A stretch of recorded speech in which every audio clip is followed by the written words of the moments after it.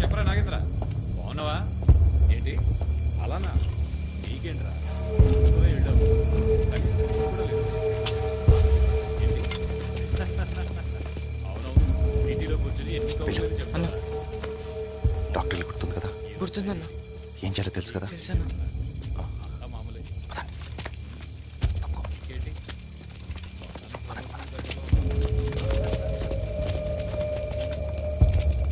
జాగ్రత్త.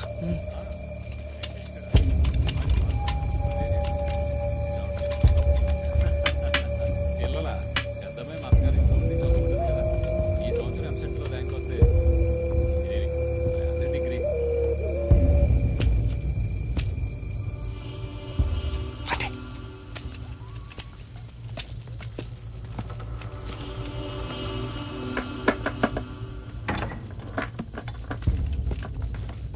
రండి.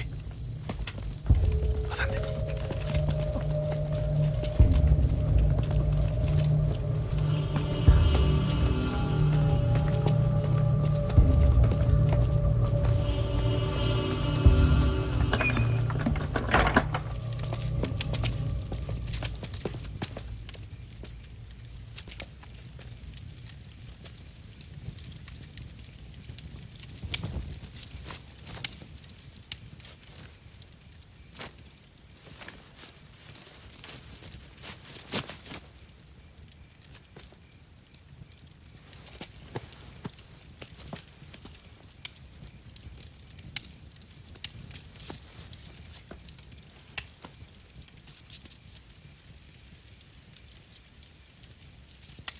మీరు నర్సుగా ఎక్కడ పనిచేశారు?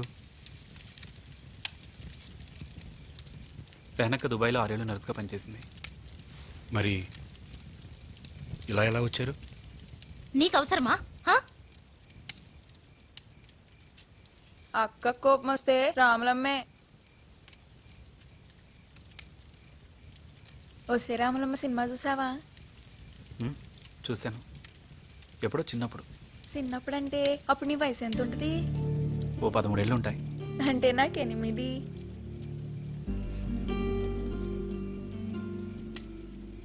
మీరు పొలిటికల్ జర్నలిస్ట్ కదా? కోటాను కోట్ల స్కామ్లు, పొలిటికల్ కరప్షన్, ఈ దేశ భవిష్యత్తు మీద మీ అభిప్రాయం ఏంటి? ఆశతో బతకటం అలవాటైపోయింది. భవిష్యత్తులో వ్యవస్థ బాగుపడుతుందని మా నమ్మకం. ఎలా బాగుపడుతుంది? ఏ పార్టీ ఈ వ్యవస్థను మార్చే పొజిషన్లో ఉంది? ఒక్క పార్టీలోనైనా గాంధీ లాంటి నిస్వార్థమైన నాయకున్నాడా? ఉన్నాడా? అలాంటప్పుడు ఎవరొచ్చి మారుస్తారు ఈ వ్యవస్థని? నేను ముందు మీలాగే ఉండేవాడిని, ఆశతో. కానీ తర్వాత తెలుసుకున్నాను, తుపాకీ పడితేనే ఈ వ్యవస్థ మారుతుందని. తుపాకీ పట్టినంత మాత్రాన వ్యవస్థ మారుతుందా? దానికి లీడర్స్ కావాలి. ఉన్నారు, ఎందుకు లేరు? చాలా మంది ఉన్నారు. ఏ మా రామదాస్ అన్న అటువంటి లీడర్ కాదా? ఆయన నిజమైన లీడర్, త్యాగానికి కూడా వెనకాడలేదు.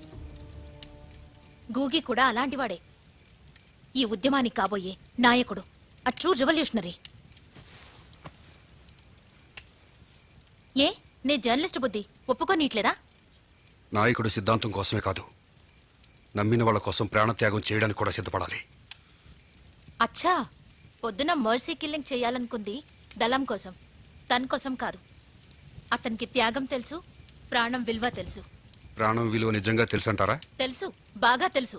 ఆ మాట మీరు అలవాటు ప్రకారం అంటున్నారు, మనసులోంచి వచ్చింది కాదు. అంటే మీ కడుపులో ఉన్న బిడ్డ మీద ప్రమాణం చేసి చెప్పండి, అతనికి ప్రాణం విలువ తెలుసని.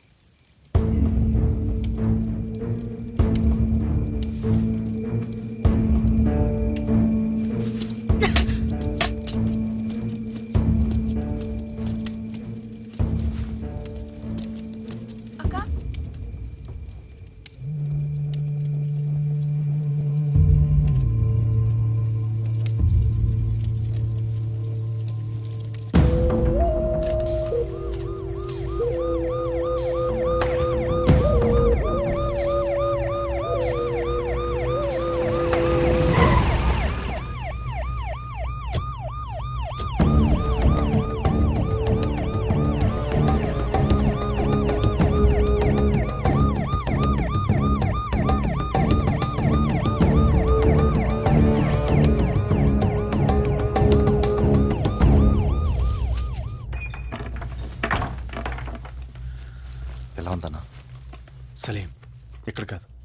తీసుకెళ్ళిపారాయి. లోపలంతా క్లీన్ చేయి. అలాగే. బ్లడ్ చాలా పోయింది. అన్నం బతకడం మన అదృష్టం. అవును. ఇక తీసుకెళ్ళొచ్చా? భలేవాడివే. ఇప్పుడు తీసుకెళ్తే ప్రమాదం. ఇన్ఫెక్షన్ అయ్యే రిస్క్ ఉంది. ఓ 10 రోజులు ఇక్కడే ఉన్నాయి. 10 రోజులా? కంగారు పడుకో. ఈ ఊర్లో ఎవరికి తెలియకుండా నేను మేనేజ్ చేస్తానుగా. ఆయనకేం రిస్క్ ఉండదు. అన్నం చూడొచ్చా? రండి.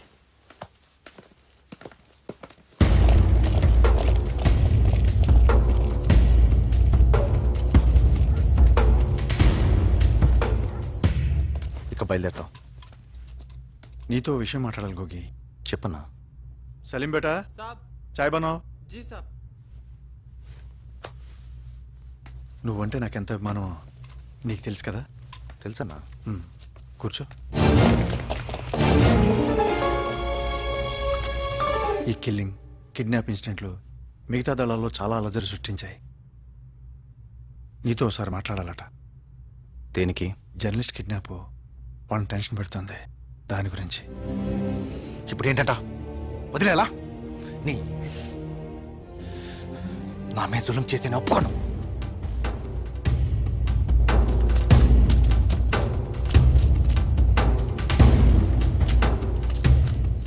ఎందుకు టెన్షన్ పడతావు?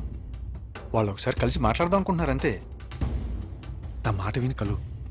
వాళ్ళు ఏం చెప్తారో విను. దానివల్ల నష్టమే రాదు కదా.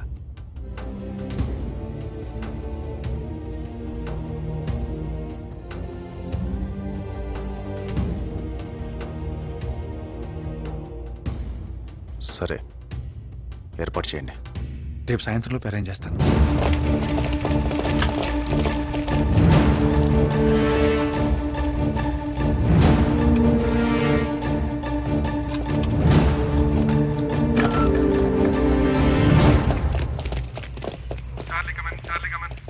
Charlie here.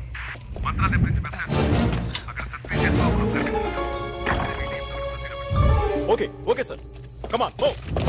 స్టేషన్కి వెళ్ళి వెంటనే జీప్ తీసుకురమ్మని చెప్పు. Come on quick quick.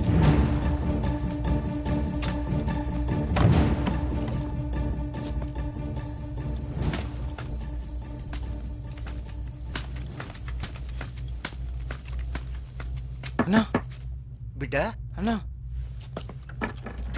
అన్నా, పోలీసులు వెళ్ళిపోయారు.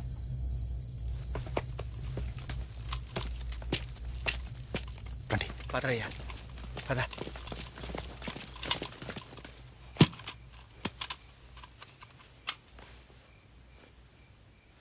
లక్ష్మణ్ అంటే నీకు చాలా ఇష్టం కదా?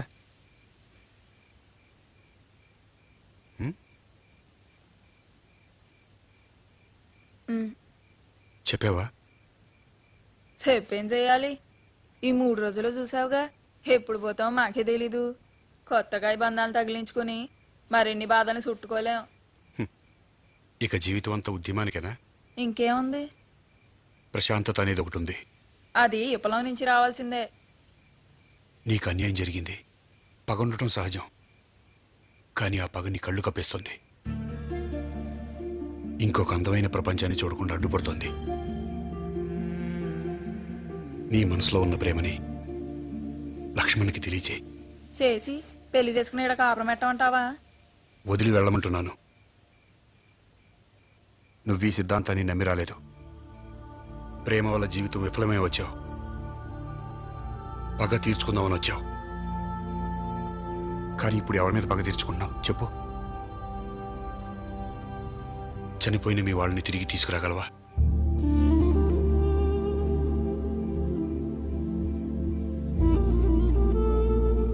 సారీ అమ్మా, నిన్ను ఏడిపించాలనేది నా ఉద్దేశం కాదు. ఒక అన్నగా చెప్తున్నాను.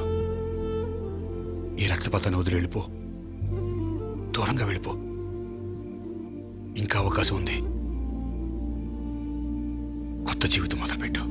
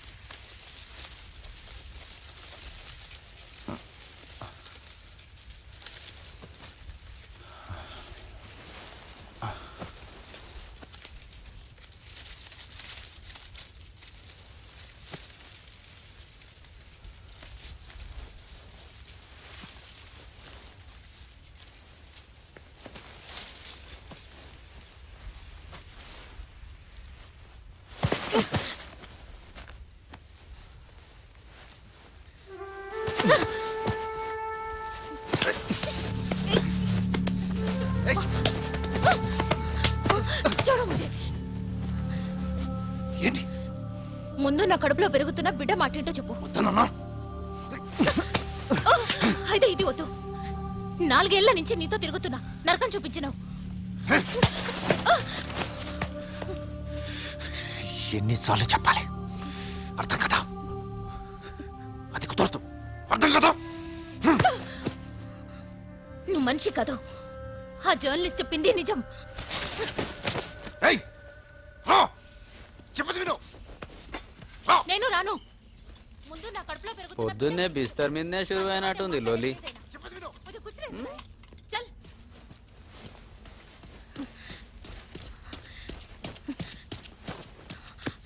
मैंने चाय दे।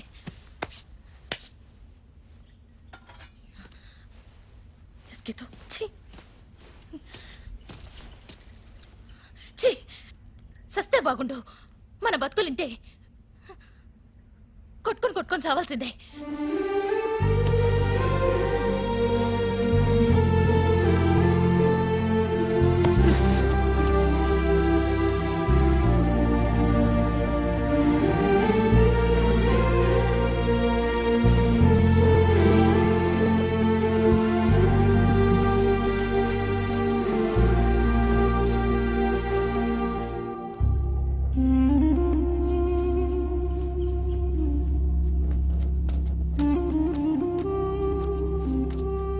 టీ ఇమ్మంటావా? వద్దు, స్నానానికి వెళ్తున్నా. నేను రావచ్చా?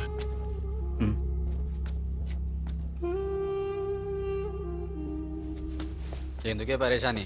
నేను చూసుకుంటానుగా, ఏం పర్వాలేదు. సరే ఓ.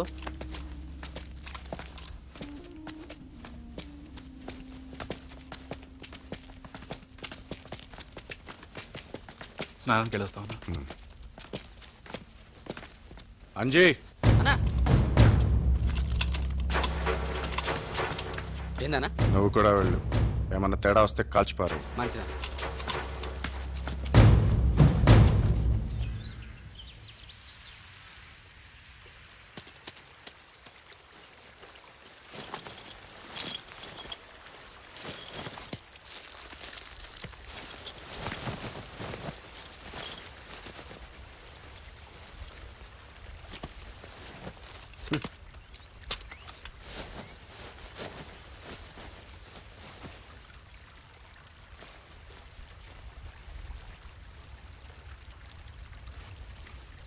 మైనాకి నువ్వంటే ఇష్టం తెలుసా?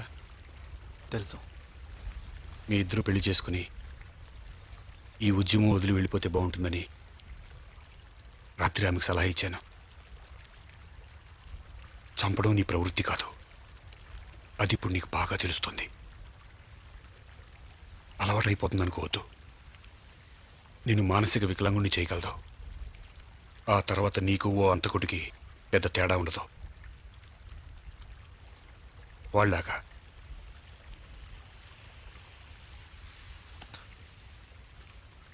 నాది విప్లవం. మరి నన్ను చంపడం అది విప్లవమేనా? నన్ను చంపుతుంటే ఇక్కడుండి వాళ్ళకి సహకరిస్తావా?